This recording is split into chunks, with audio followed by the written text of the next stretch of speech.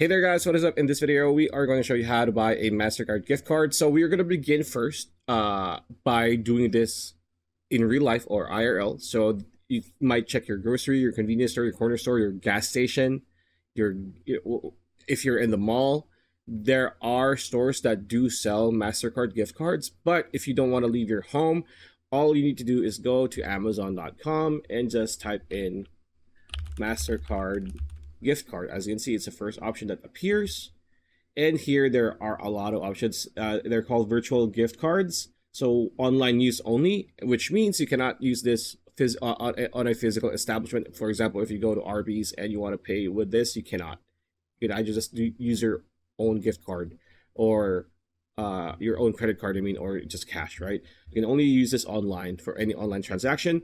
So again, it varies in prices. So for $54.95, 206, $105.54. So $54 and $105 are the more popular ones, as you can see here, and just choose whatever one. And you know how Amazon works. Just go check out, and you'll be able to immediately use it after you pay for it.